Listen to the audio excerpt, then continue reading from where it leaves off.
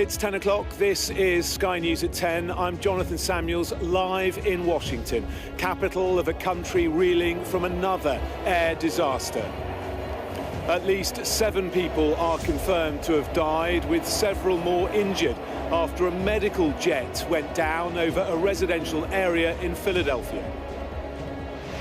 It was only afloat for a very short period of time before something went terribly wrong and it crashed.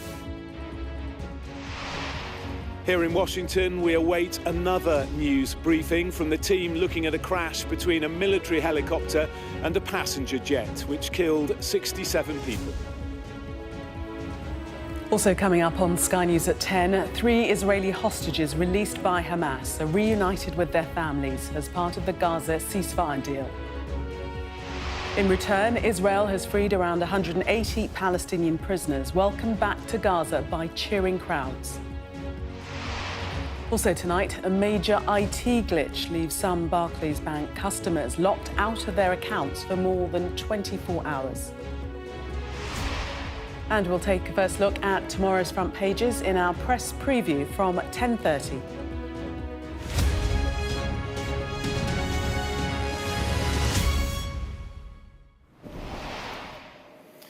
Hello there, good evening from Washington, where a country reeling from its worst air disaster in 2 decades is now processing news of a second plane crash after a medical jet came down in Philadelphia.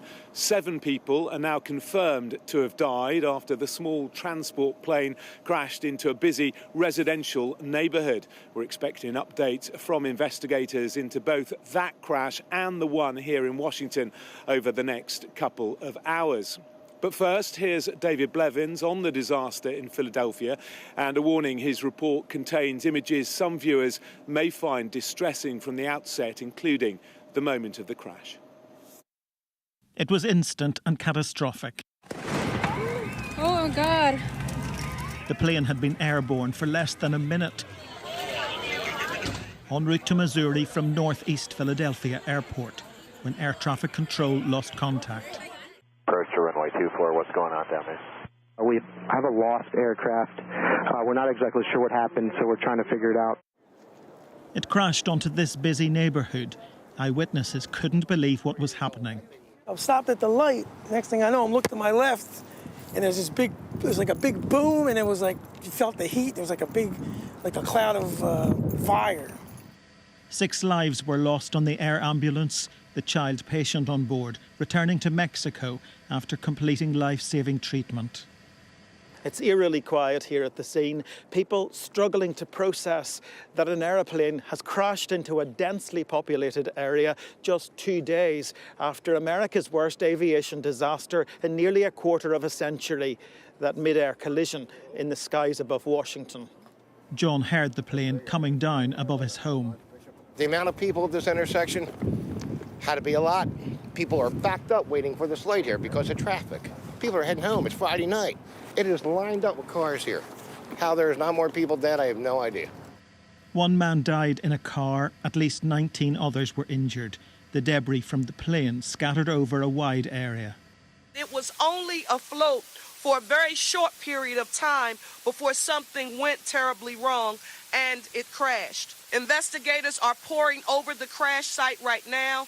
Further updates will be provided as soon as they are available, but I want to be clear that we will find a cause for this tragedy. Another grim task for accident investigators. 2 crashes in 2 days, leaving air travellers on edge. David Blevins, Sky News in Philadelphia.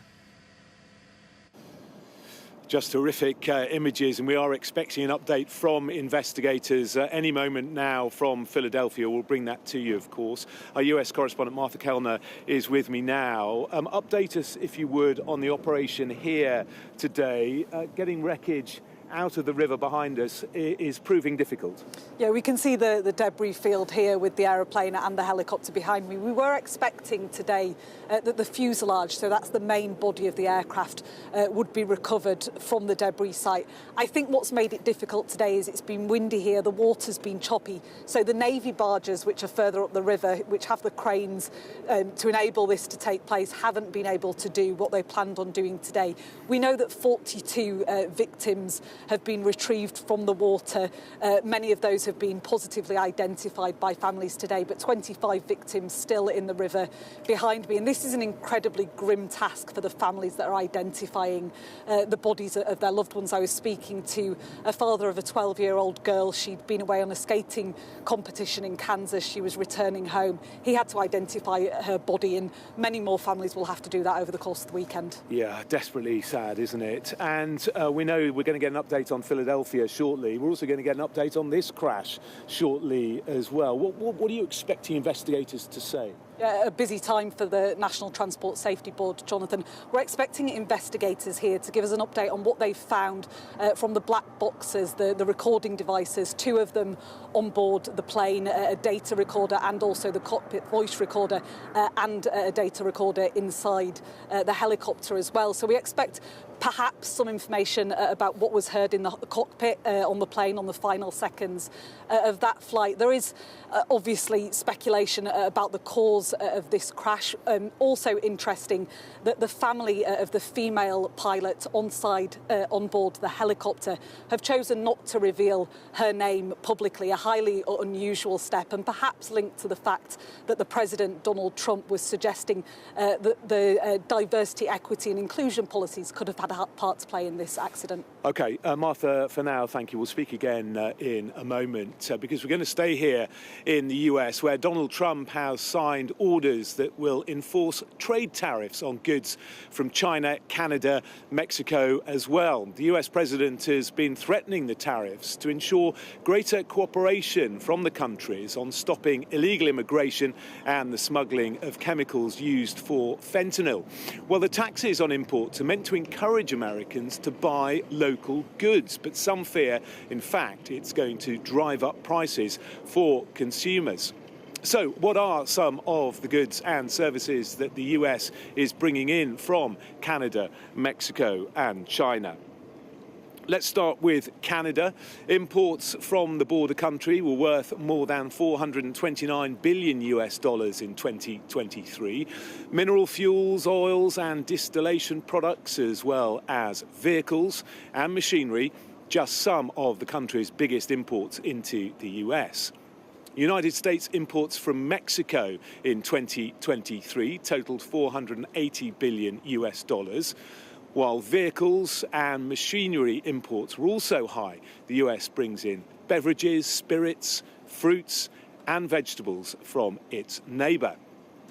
China's imports totaled $448 billion in 2023. Some of the biggest sectors were electronic and electrical equipment, toys and games and furniture and lighting signs. Well, our international correspondent, Diana Magnay, is in Culpeper in Virginia to find out how these taxes could impact the pockets of American consumers and businesses.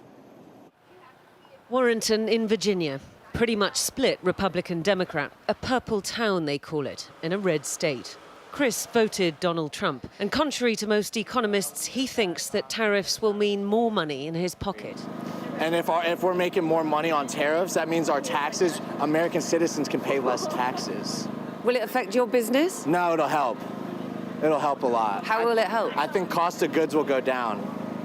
Yeah, I think I think eggs will be cheaper. Right now they're too much. They're like $1 million. I think a lot of people are still in the dark about what exactly tariffs mean and what it's going to mean for the bottom line. They assume that it's going to affect the countries that are importing to us without realizing that, companies have to pass that along. There's just no other way to do it. Yeah, and it's the importing company that has to do something with the price, pass on the price. Exactly. Yeah, it's definitely going to trickle down and not in the way that they not in a good way. Further down the road in Culpeper, a Trump supporter with views that bit more militant about the US's largest trading partners. We're shelling out for them to do nothing. Now it's going to be like either equal or let's catch up for all the the cheating that's been done on us. If inflation dominated people's economic concerns around the US election, it focused on two issues: the price of eggs and the price of fuel. For all its massive oil reserves, the United States still imports a lot of crude oil, and most of that comes from Canada. That's why President Trump says he'll only impose a 10% tariff on Canadian crude oil, not 25%. But even so, it will likely translate into higher prices at the pump. Sonia Chavez from El Salvador says that most of what she needs in her bakery comes from California. But she thinks that tariffs will mean price hikes across the board, and so she'll have to follow suit. I think it's going to be difficult, she says, because at the end of the day, it's the consumer who will pay. If America's trading partners are confused about what tariffs the US president means to impose and when, then the American people are too. Unsure either what tariffs mean or how they'll affect them. Diana Magnay, Sky News in Culpeper, Virginia.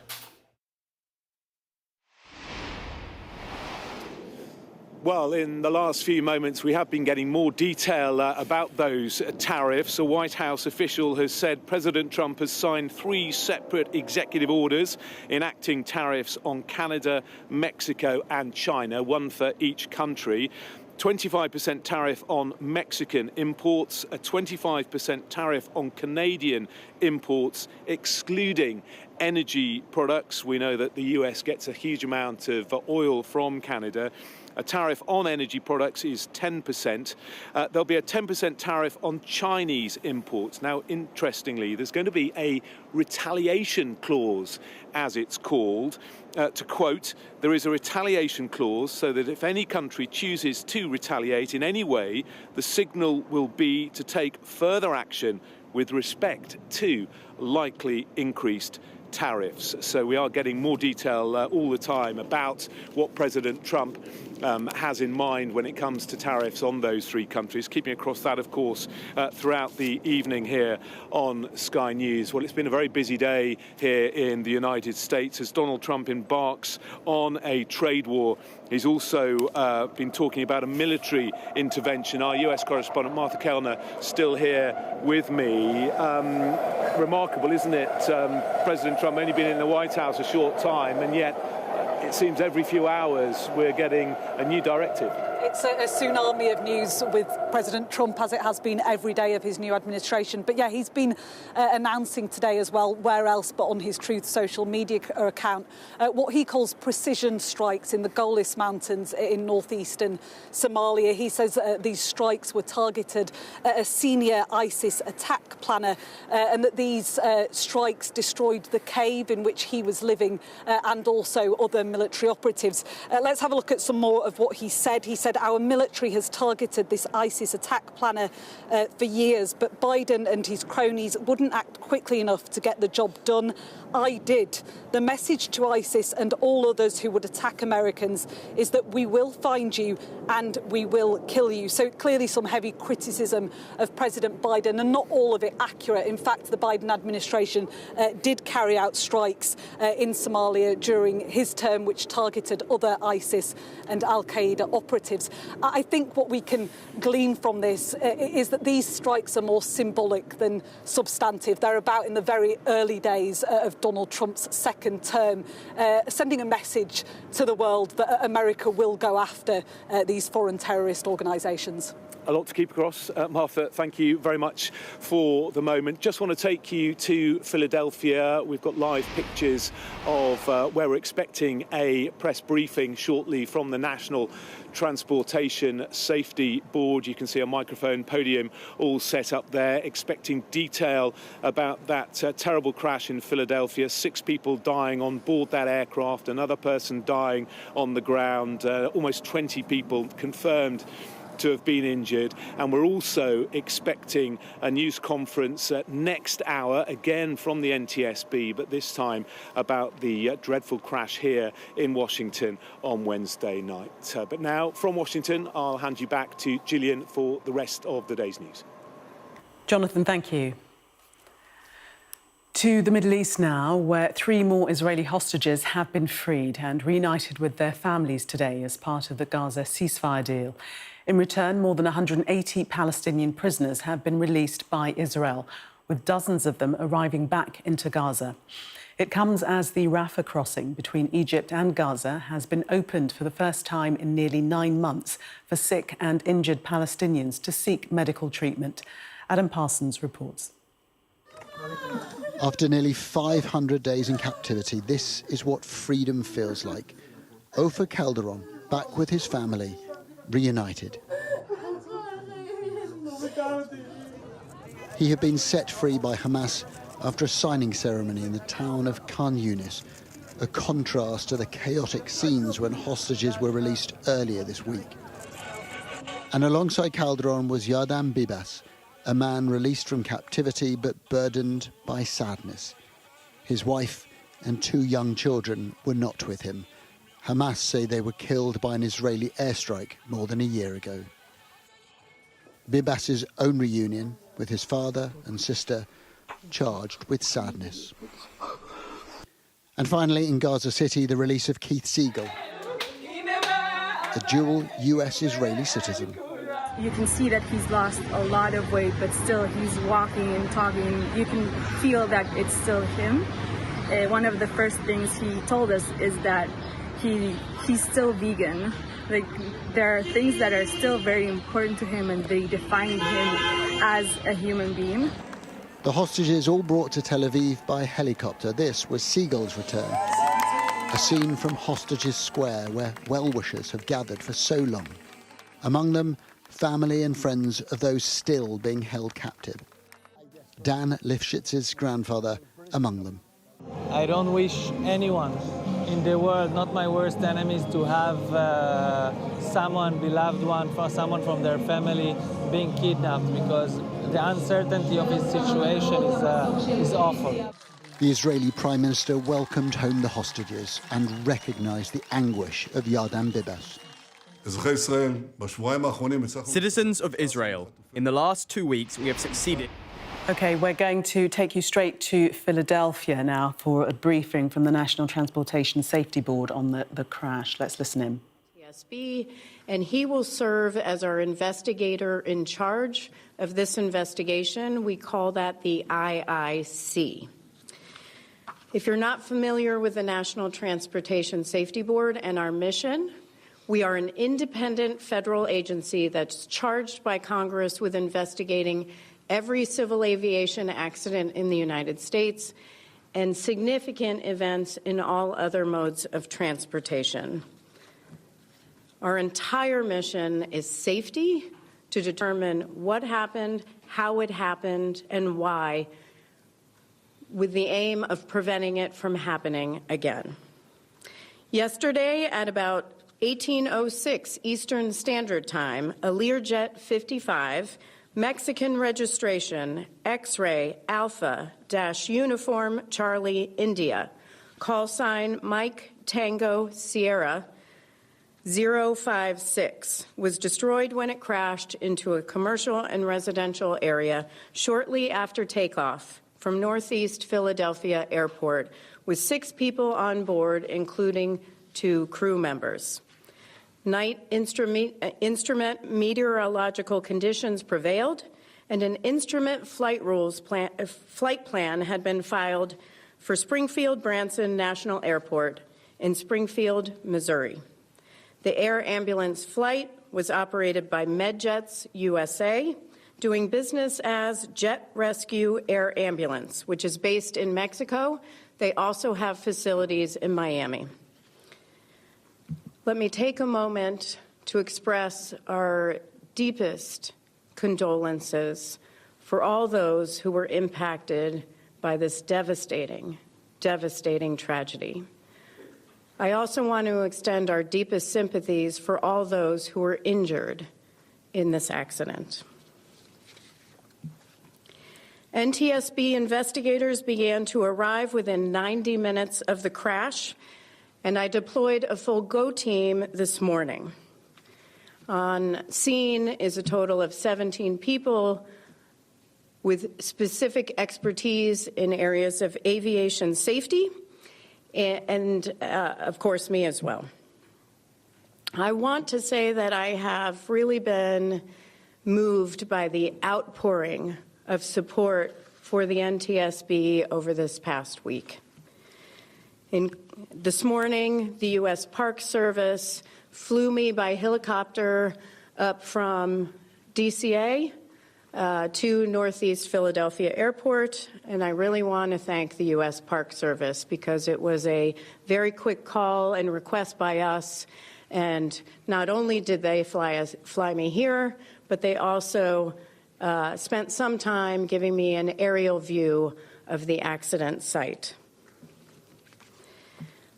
That support extends to federal, state, and local officials here in the Philadelphia area, and I want to start by really thanking Mayor Parker and her entire staff.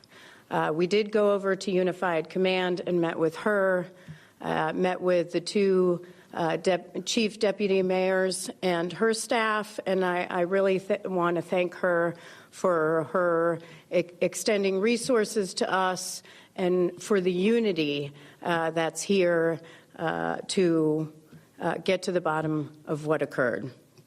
I also want to thank the Secretary of Transportation, Sean Duffy, who has been very engaged not only at DCA with that accident investigation, but here in Philadelphia, and the FAA Acting Administrator, Chris Rocheleau. I also want to thank Governor Shapiro, Senator Fetterman, Senator McCormick, Congressman Boyle, Philadelphia Office of Emergency Management, Philadelphia Managing Director's Office, Philadelphia Fire Department, Philadelphia Police Department, Philadelphia Department of Licenses and Inspections, Philadelphia Streets Department, PICO, Philadelphia Gas Works, Philadelphia Department of Public Health, Philadelphia Department of Aviation, the School District of Philadelphia, Philadelphia Parks and Recreation, Philadelphia Commerce Department, Delaware Valley Intelligence Center, Free Library of Philadelphia, Pennsylvania Emergency Management Agency, the Pennsylvania State Police, the Pennsylvania Department of Transportation, the FBI, the Bureau of Alcohol, Tobacco, Firearms, and Explosives, the Federal Aviation Administration, the American Red Cross, the Salvation Army, and the Fraternal Order of Police. As you can see from this very long list, there is substantial support for this investigation. Now I'm going to turn it over to Ralph Hicks for a few minutes to talk about the flight, and then I will return to talk about the crash itself. Thank you, Chairman. So a little bit about the flight itself. The flight originated at Opelika, Florida, yesterday afternoon about 12 p.m. And the aircraft arrived at Northeast Philadelphia Airport around 2:15 p.m. in the afternoon. It was on the ground for a few hours and departed runway 24 at about 6:06 p.m. And it was, like we said, it was dark at the time and instrument conditions. The aircraft climbed to about 1,500 feet above the ground. We were looking at GPS data on the aircraft, a slight right turn followed by a slight left turn, and then a steep descent towards the ground where it crashed. The entire flight lasted less than a minute.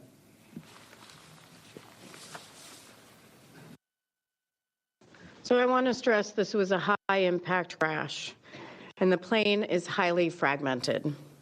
There is a substantial impact on the entire community. The debris field extends 4 or 5 blocks. And I do want to stress that this is an active investigation scene. The debris is scattered. It is very dangerous. And so I encourage everyone to stay out of the accident site.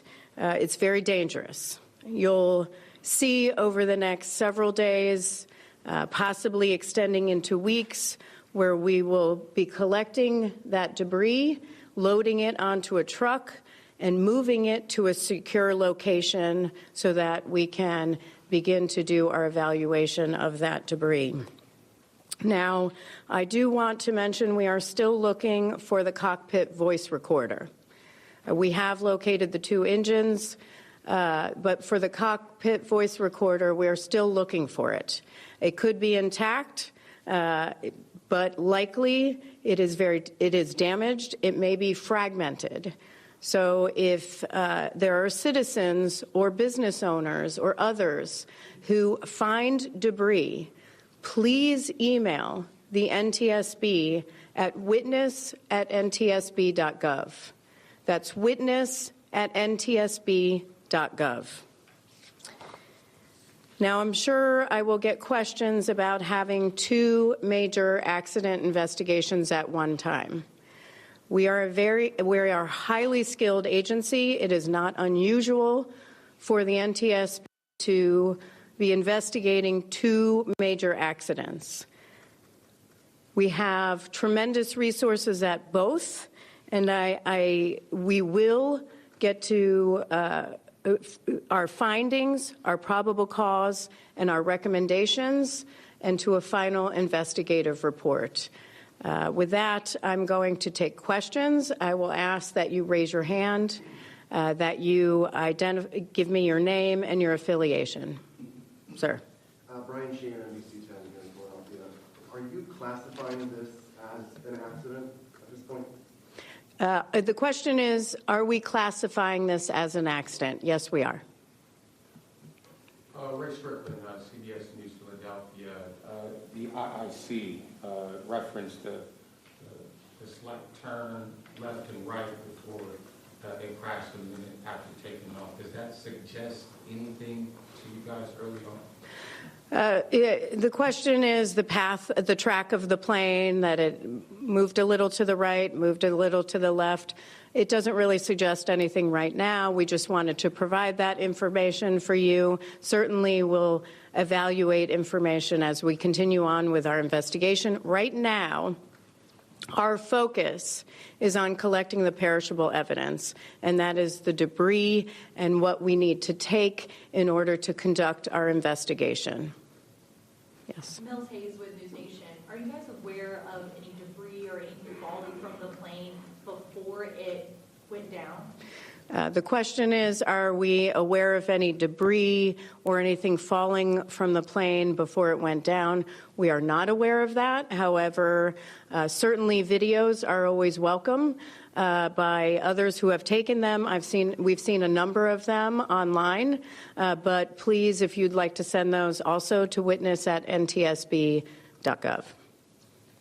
Here and then here. Ellen Guojo, Fox 29 Local, Philadelphia. How helpful have neighbors or business owners been in this investigation? Have you talked to a lot of them? The question is, how helpful have neighbors and business owners been so far in this investigation? So today is our first full day for us as part of this investigation. Certainly our other partners here have been speaking with businesses and residents, but not at this time. We may eventually. Yeah. Here and then here. Brianna Smith with 6 ABC. Earlier today, city leaders mentioned that there was a remote area with debris where something happened with the aircraft. So can you elaborate on that?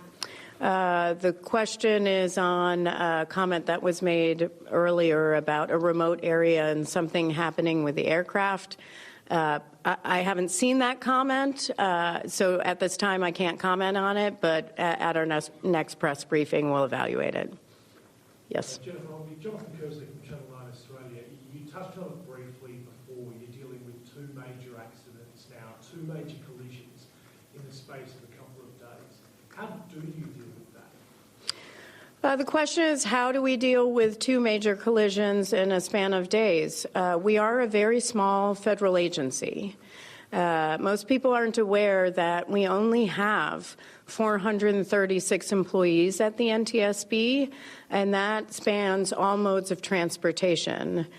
For aviation safety, we have a number of investigators because our mandate is to do quite more than the other modes of transportation where we're doing every civil aviation accident in the United States. We also do serve as accredited representative for foreign investigations as well. So in this case, we had have a highly skilled team focused on certain areas that are at DCA for that plane crash, and then we have a number of other investigators that are not on call for that crash that we can deploy here. Just as a follow-up to that, Chair, are you adequately resourced as an organisation? Do you need more resources to deal with incidents like we've seen here in the United States in the last few days? The question is, are we adequately resourced as an organization? I will say that over the last few years, Congress has given us more funding in order for us to conduct our mission. That has increased pretty significantly over the past couple of years. However, we do need further increases because our greatest resource or greatest asset for the NTSB is our workforce. And so, yes, we always need more resources. Have you asked the President, or would you ask the President for more resources? The question is, have we asked the President? I mean, certainly, you know, our budget for more resources. I will say President Trump has been very, very supportive of the National Transportation Safety Board. I did brief the President this week, and he has indicated his strong support for the NTSB, which we appreciate, and we appreciate the resources we've been given. And certainly in our budget request, we will always hope for more. We'll see what comes. Yes. I know you said that you're still looking for the cockpit voice recorder. Can you just talk about how crucial that is in the investigation, and then on top of it, the condition that it's in? Yeah, so the question is on the cockpit voice recorder. The question is how crucial it is, what condition it's in. The condition could be fragmented, could be damaged. I will say we have an incredible team at our headquarters, our Office of Research and Engineering, who have significant expertise on repairing damaged cockpit voice recorders and flight data recorders. In fact, we're known throughout the world.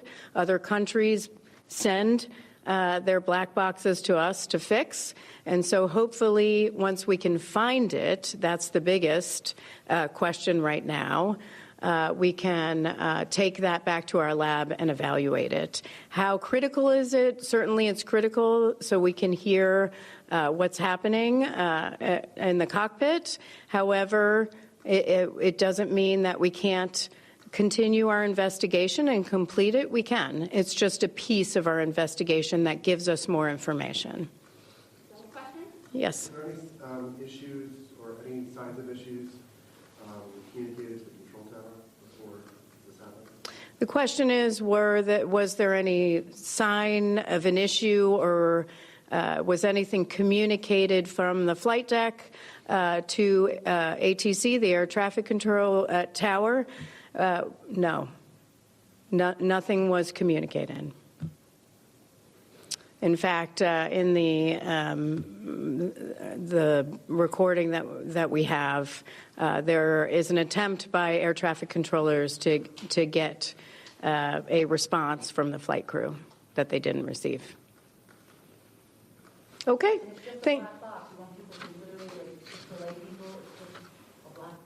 No, so the question is on the black box. It's actually orange.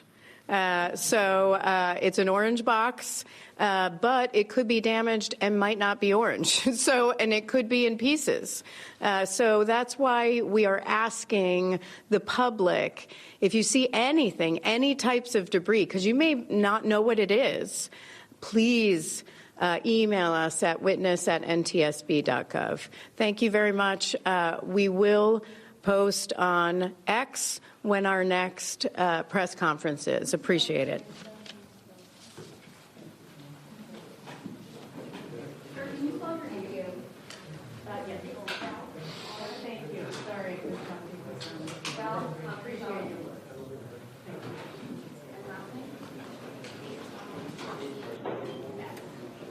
So that was Jennifer Homendi, the chair of the National Transportation Safety Board, updating us on that crash in Philadelphia. We were told it took off at 6:06 in the evening, a Learjet 55 registered in Mexico and operated by Jet Rescue Air Ambulance. We were told that the flight lasted less than 1 minute. And as you can see from these pictures, there is a substantial debris field. We're told it is over 4 or 5 blocks, and it could take weeks to collect all of the debris, which will then be taken away for analysis. She also said that investigators are still looking for the cockpit voice recorder, which of course will be so crucial to that investigation, and she did warn that it could well be damaged. It has been classified as an accident, and she also said that air traffic control did try to get in touch with the crew of the plane after it had taken off, but they were met just with silence. Clearly a huge tragedy and a very difficult scene for them to now have to trawl through all that wreckage to get answers that are so desperately wanted. 6 people dying on board that jet, 1 person at least dying on the ground, and we've heard around 20 people have been injured.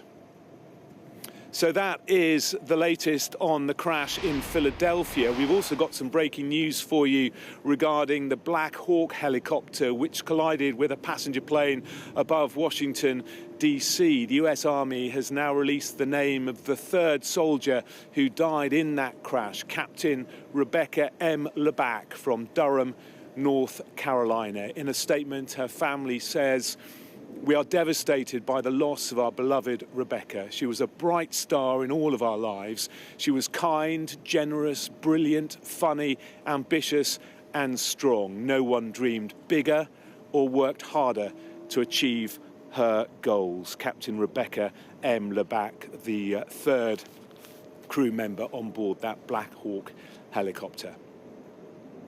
So that is the latest from here in Washington, D.C. at Reagan National Airport. We are expecting another news conference from the NTSB in the next hour regarding the crash here in Washington. But for now, back to you, Gillian.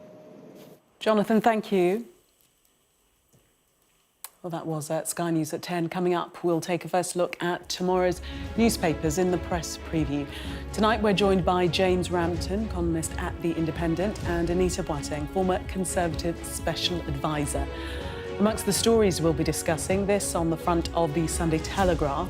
Its headline, PM eases rules for illegal migrants. We'll be right back. Do stay with us.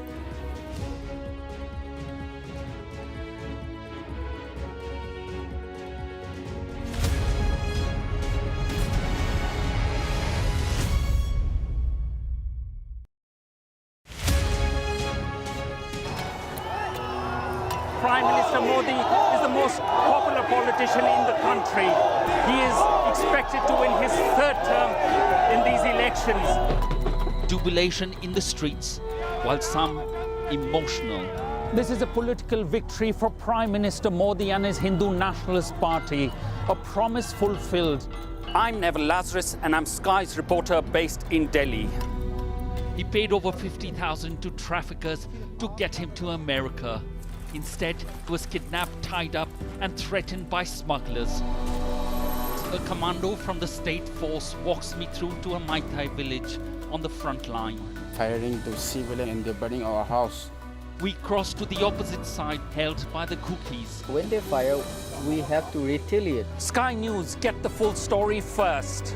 Companies like these are helping India in its trajectory to be a serious player in space exploration. The enthusiasm is palpable. The young desire change. These elections are a pivotal moment for the country's economic and political history. The concern here is that the public healthcare system is inadequate. In a prayer, she's asking God to help understand what happened. I cannot carry on. God, help me. He says his world has crashed. Like him, there are scores of families searching for their loved ones. Too often have families endured such tragedies for the negligence not only by the administration, but also by spiritual people in this country. Free, wherever you get your news. Even though it has few seats in Parliament, Kashmir is symbolic and very significant. It's often been called a nuclear flashpoint. Mandatory evacuation, you must leave! For many people, Harvey is far from over. People here believe the water will be this deep for weeks. I'm Greg Milam, and I'm Sky's Chief North of England correspondent. Are you trying to run me over, Sir Philip? No, go away. Look like it, sir. Will you respond to those who made accusations, Sir Philip? Can you go away? Sky News, the full story first.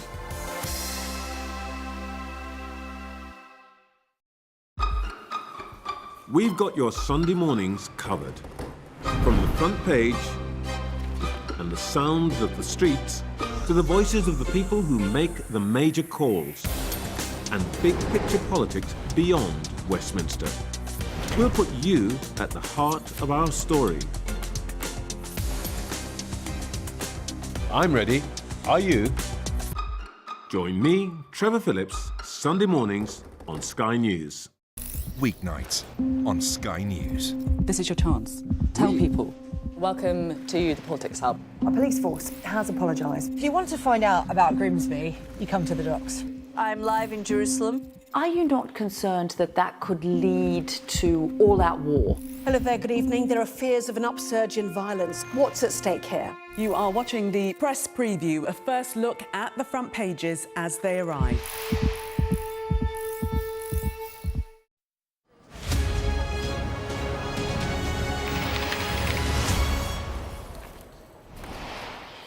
Welcome back. You're watching the press preview, a first look at what's on the front pages as they arrive. In the next half hour, we'll see what's making the headlines with James Rampton, columnist at The Independent, and Anita Boateng, former Conservative Special Advisor. So let's see what's on some of those front pages for you now. Well, The Telegraph says that the Prime Minister is planning to ease the rules on illegal migrants by watering down the laws which block them becoming UK citizens and force them to submit to checks on their age. The Express, meanwhile, reports that leading Brexiteers fear Sir Keir Starmer is leading the UK back into the EU as he plans to meet European leaders to forge a new relationship with the bloc. The Mail on Sunday leads with a special report on nurse Lucy Letby, whose baby murder convictions could be in fresh doubt after new papers emerged which suggest she wasn't on duty for a third of the deaths she was accused of. Another famous murder case leads the Sunday People, which says that Jeremy Bamber, who massacred his own family 40 years ago, is making a new bid to have his life sentence overturned. The Times returns to Prince Andrew's business connections with China and new court papers which show that he was viewed by Beijing as a valuable communication channel. The Observer says major betting companies could be forced to overhaul their advertising practices after one problem gambler was sent more than 1,300 marketing emails. A government pledge to crack down on the misuse of AI technology to commit child abuse after a steep rise in cases over the last year is top story in the Mirror.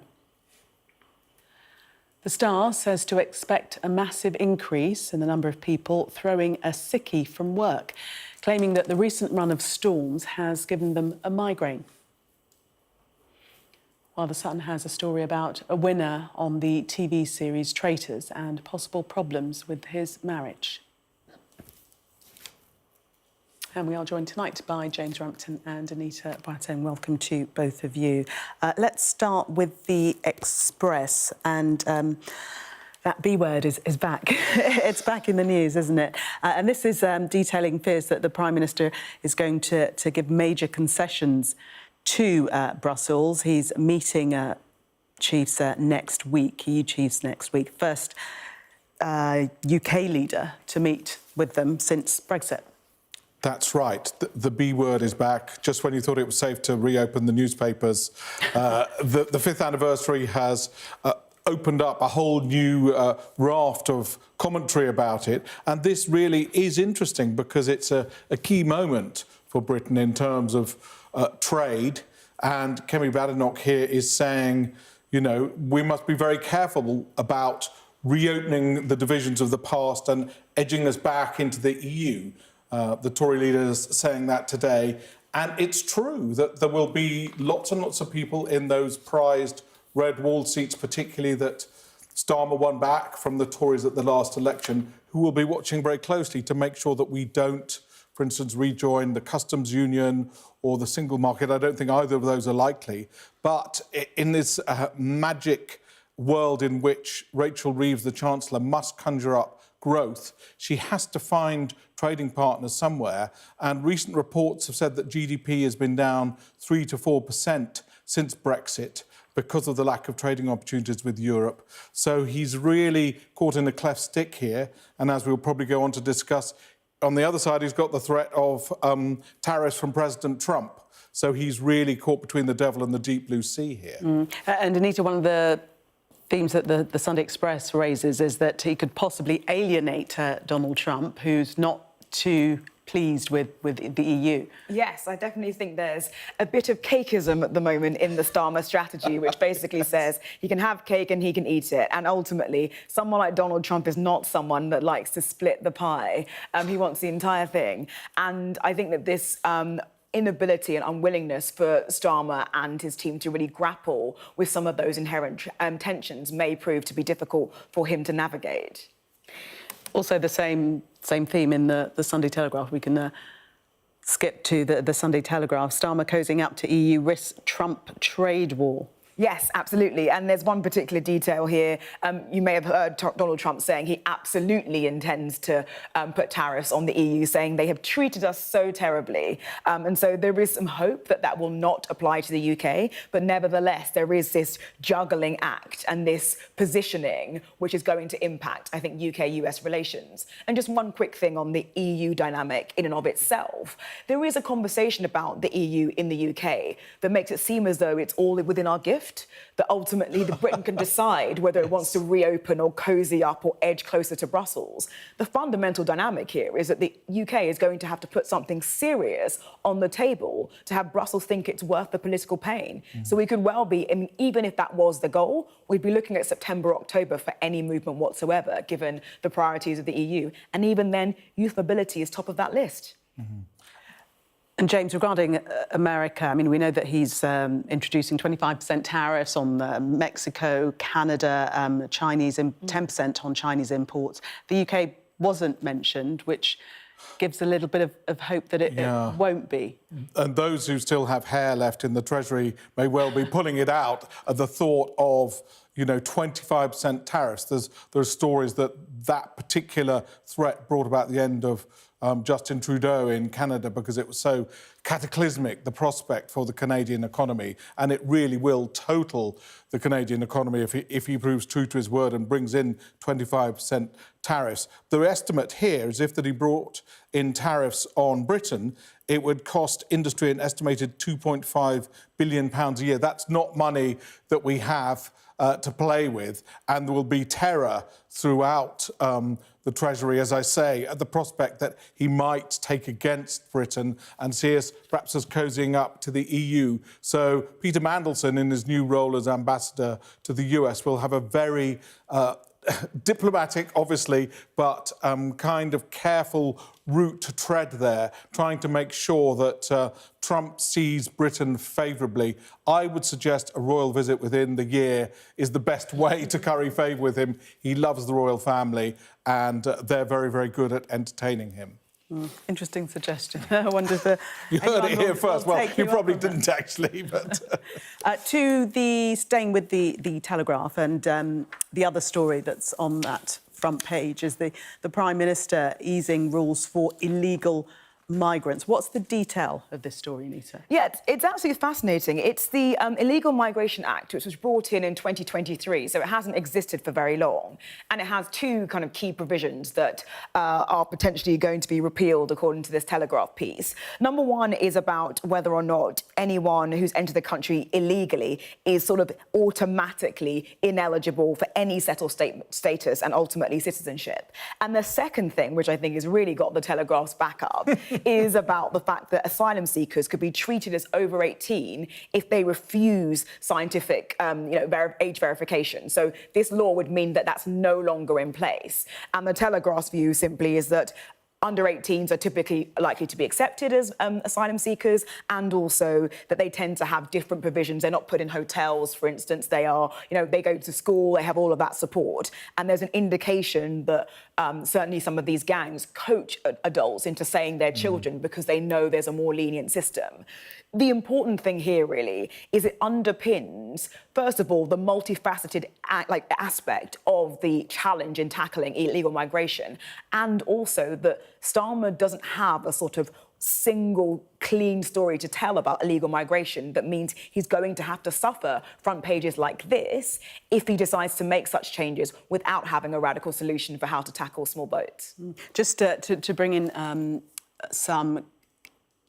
a quote from the government source saying this is just the Tories trying to cover their tracks where they just fail. The government is keeping the measures on scientific age assessment from the Nationality and Borders Act.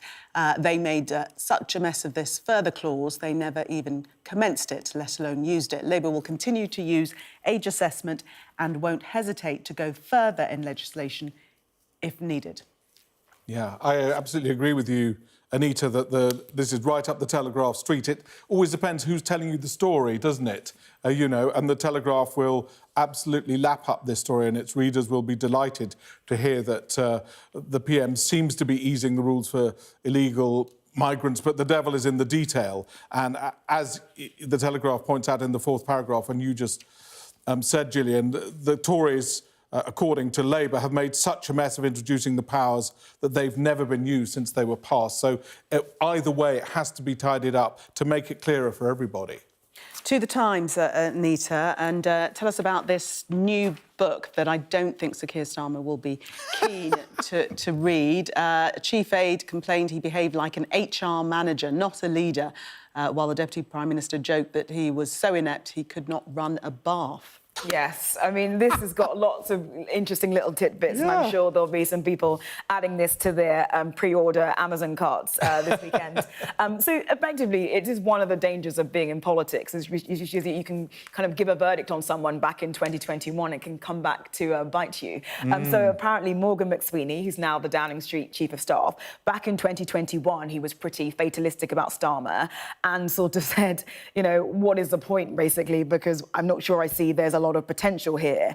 And there are some great details here about Starmer hiring an acting coach, which incidentally quite a lot of politicians, have these coaches to kind of learn how to deliver and connect and seem authentic, funnily enough. And also some great details about Starmer saying, there's no such thing as Starmerism and there never will be.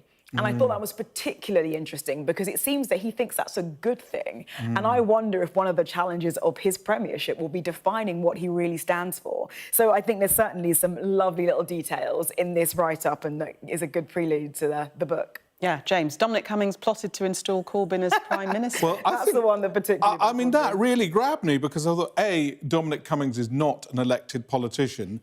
B, he decides...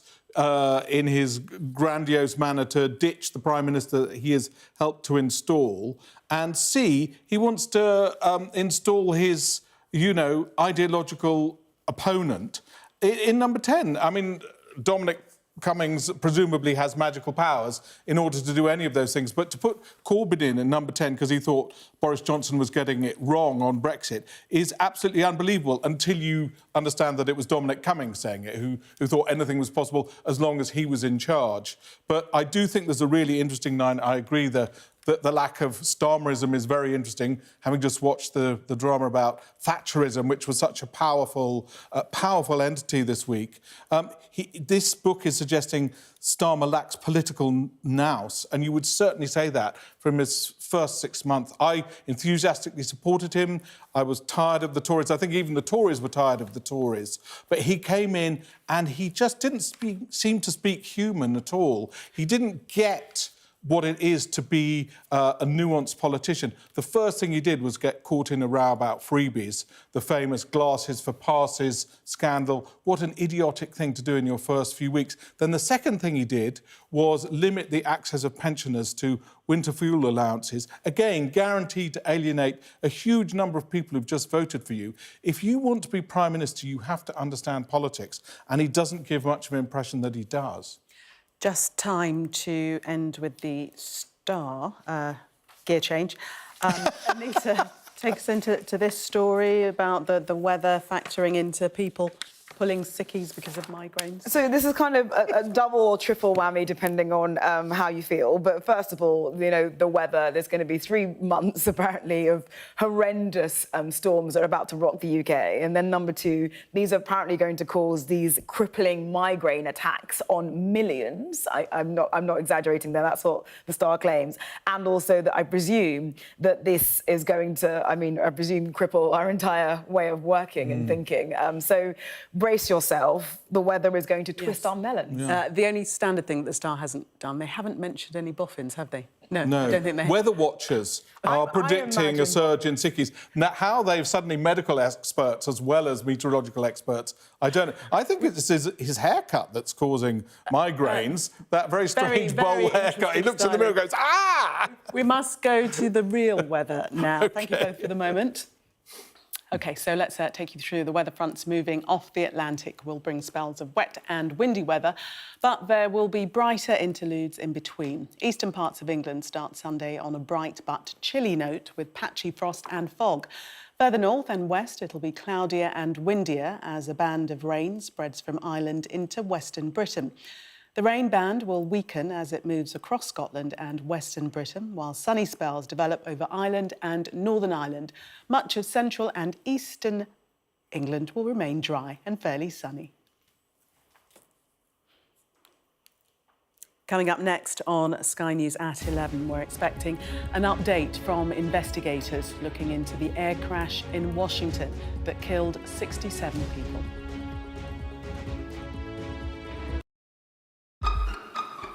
We've got your Sunday mornings covered. From the front page and the sounds of the streets to the voices of the people who make the major calls and big picture politics beyond Westminster. We'll put you at the heart of our story. I'm ready. Are you? Join me, Trevor Phillips, Sunday mornings on Sky News. Weeknights on Sky News. This is your chance. Tell people. Welcome to the Politics Hub. Our police force has apologised. If you want to find out about Grimsby, you come to the docks. I'm live in Jerusalem. Are you not concerned that that could lead to all-out war? Hello there, good evening. There are fears of an upsurge in violence. What's at stake here? You are watching the press preview, a first look at the front pages as they arrive.